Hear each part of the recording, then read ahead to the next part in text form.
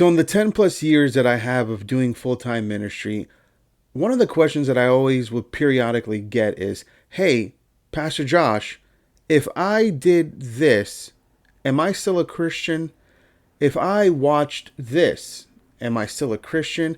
Can I watch this or do this while being a Christian? Now, a lot of the times, the things that they were asking weren't sinful, right? The Bible wasn't clearly saying, hey, this one thing that you want to do or go and watch or go listen to is sinful.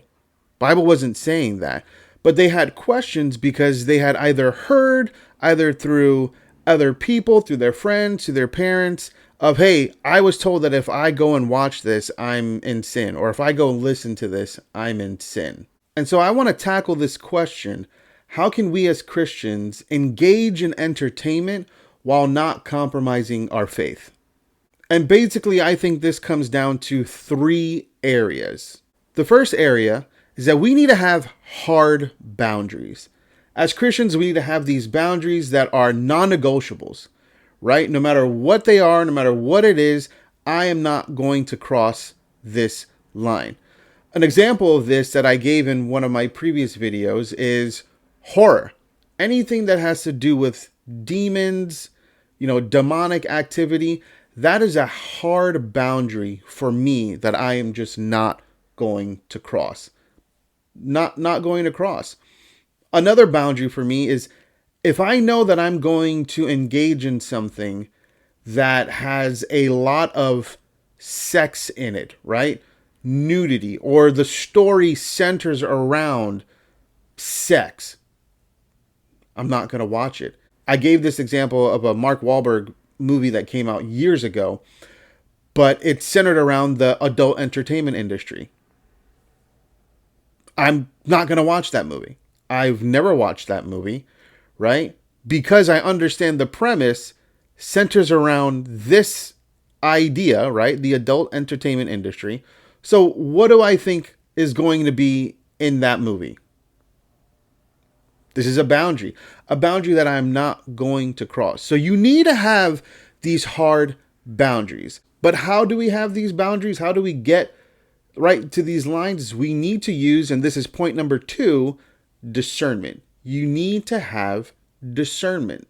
And so how discernment can operate in this particular area of our life is, hey, is what I'm about to watch or listen to, are these things going to cause me to stumble? This is a great question to ask yourself. Is it going to cause me to stumble? Another great question is it going to cause someone I'm with to also stumble? There's a story that my parents told me a long time ago when they were pastors up in New Jersey. A guy came into the church. He was a raging alcoholic. God freed him, God delivered him. And what he decided to do is he said, I want to go back to the bar where I was always getting drunk at and go preach the gospel to them. Sounds great. Sounds awesome. However, discernment should have told him, like it told my parents, right? Hey, it's probably not a good idea right now as you're beginning your faith and your walk in Christ to just go back to that bar, right, to preach the gospel. Great intentions, but discernment told my parents, hey, you're not really ready to step back into that environment.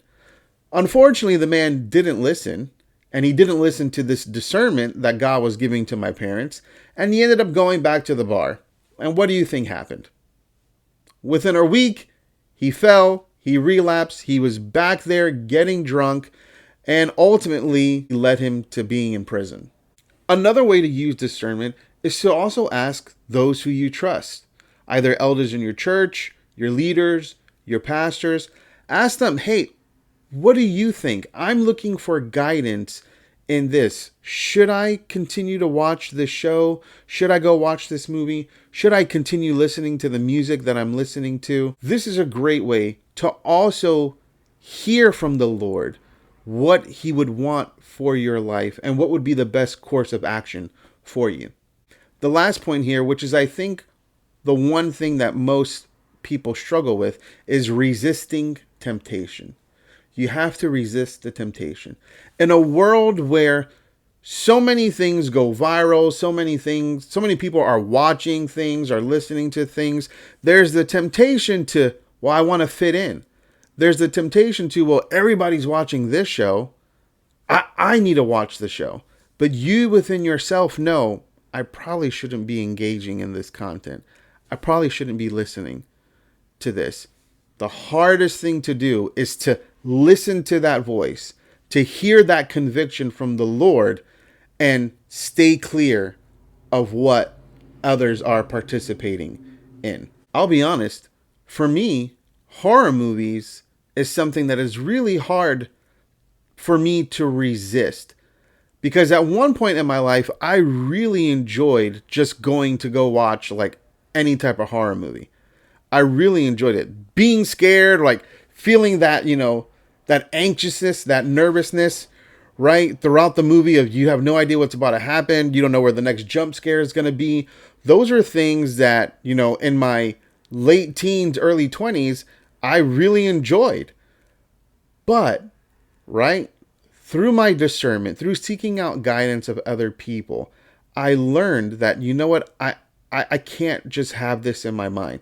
I can't partake and have these images in my mind, right? They're not healthy. They're not good for me. I don't want to participate in the glorification, right, of any type of demonic presence, demonic activity.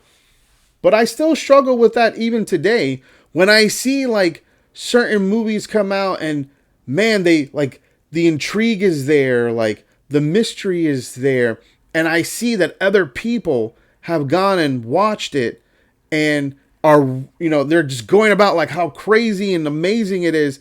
And it's like, well, I want to go watch it. Like, I want to go watch The Conjuring, and I want to go watch, Weapons that came out.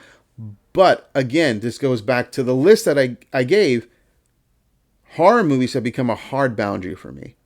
And they became a hard boundary for me because of the discernment that I use. My own discernment, the discernment of other people, right, have led me to this point where I do everything to resist the temptation of just going and watching like a horror movie. And I think what gets most Christians in trouble is the comparison game, where we see someone who is participating in things that we know we struggle with. But for them, it's not a struggle. And so right there is where the enemy wants to infiltrate, right? And whisper those things into our minds of, oh, look, this person's doing it. There's nothing wrong. You go and participate in it. And that always leads, right, to destruction. It always leads to places where we don't want to be, that we start doing things that we had no intention of doing, but here we are. A lot of it happens when we start playing this comparison game. But we have to do everything to resist, right? Resist temptation. We have to do what James chapter 4, verse 7 says, which is submit ourselves to the Lord, resist the devil, and he will flee from you. And so this topic can go on forever, but I just wanted to give those 3 tools, those 3 points, right, as to how you can engage with secular entertainment while also not compromising your faith. And so I appreciate you guys for watching. If you haven't subscribed, please subscribe. We're a growing channel. We have big things that we want to do, and we're just so grateful for each and every one of you guys. Peace.